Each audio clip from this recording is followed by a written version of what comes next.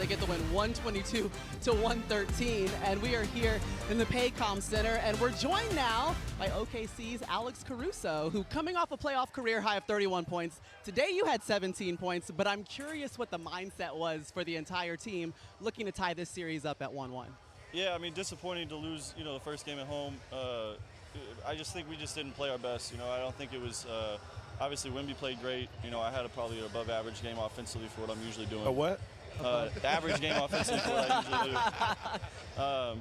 do. I just think through the course of the game, we had lulls where we didn't right the ship fast enough, and I thought tonight we did a better job of getting back to how we were supposed to play. Individually, how do you prepare yourself? Because you had a game this year where obviously San Antonio is going to have you pick your poison, and that poison was to leave you open, to leave Lou Dort open, and in a regular season game, you was 2 for 12. Christmas. So you know about it, right? So coming into this Western Conference, obviously you know that's going to be the game plan. How do you get yourself ready to be confident to knock those shots down? Because you know it's going to be on you. Just work, I mean, that's what this profession's about. It's about getting in the gym, putting the minutes in, and then being confident and trusting, what you do in the gym in the days between. And yeah, obviously disappointed early in the year. Teams do that because Trey's such a great player. You have to take something away from him, and a lot of times that falls onto me because I'm creating the action. So just being prepared and then being aggressive. And this time of year, man, you gotta let it fly. Absolutely.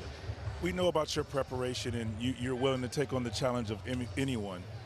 What was your team's adjustment coming into Game 2 without giving away all of your secrets? But what was the big adjustment for you guys to pull off a win tonight? Yeah, I think just being sharper with the stuff that we talked about before Game 1. There's just some stuff defensively where we were behind the play, and then all of a sudden, they're a good team. They got great players, and when you give guys advantages or you try to play behind them defensively, they're going to score and they're going to create challenges for you. So I think defensively trying to stay ahead of it, and then offensively, trusting what we did. We got a lot of great shots in the first game. Some that didn't go in. Some other stuff, I think like Hart rebounded his ass off tonight. Yes, he did. He really, late in the game, both ends created more possessions for us and stopped them from getting some. So, just little things through the game.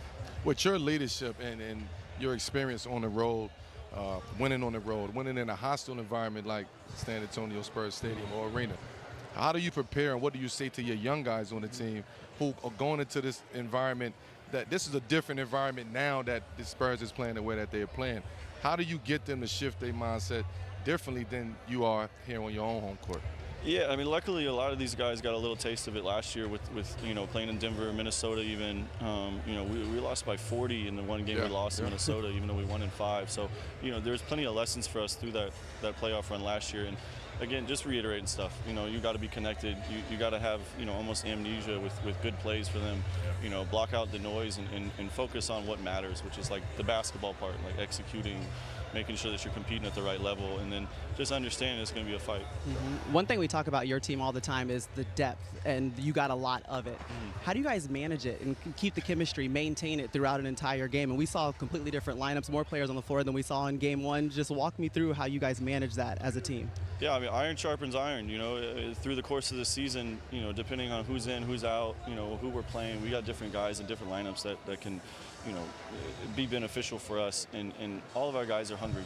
They all want to win if they haven't been here before, and if they are, we want to win again. And whether that's personal achievements or team achievements, there's things that, for a lot of them, they're still at the beginning of their careers, right. So there's plenty out in front of them to go get. So we just do a good job of just being very competitive day in, day out. Hey, you're from College Station. You went to Texas A&M. Is that 3 hours away from San Antonio? Yeah, it's like 3 and some change. So how much family's going to be at the game? 245. Yeah, a lot. 245. I did the math. I got 2 hours 45 minutes. Oh no, I thought you said 245 family members. Oh, that's expensive. I got a lot of friends in Dallas. I got everyone. They're not all gonna be able to come, but okay, I'll be there. Okay, one more question. Matters. Yeah. Guarding Wemby. You took that on Game 1. Yeah.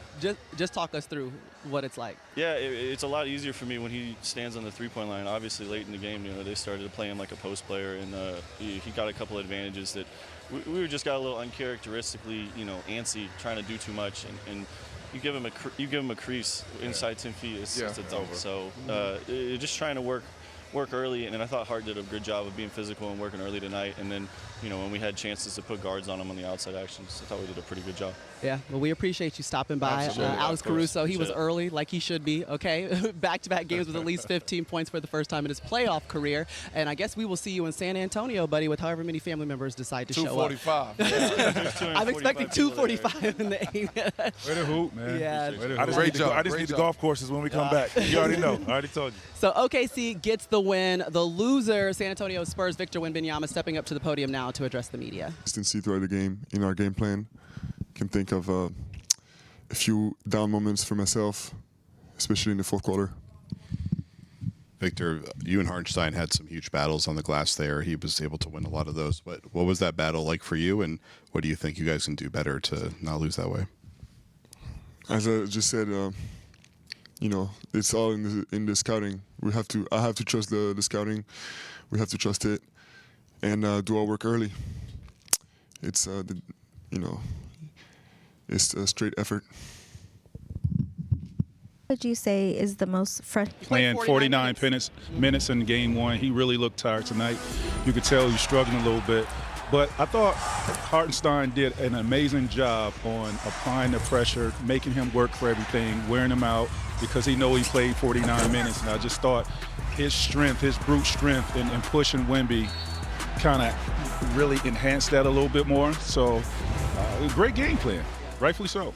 Yeah, the physicality for me is what I thought wore him down while he was tired. Constantly fighting, trying to block shots while an arm being held, trying to get rebounds, trying to get position, while going on the other end, defending, so on and so forth. So, yeah, the game plan was just that. If Wemby's going to be dominant, he's going to have to find the energy to do so while being hit around, knocked down with the physicality. And I think they figured something out tonight where it wore him down to where it just wasn't enough. He couldn't get it done. Mm-hmm. And I think Wemby hit them first in game one, and they didn't have a chance to kind of hit back.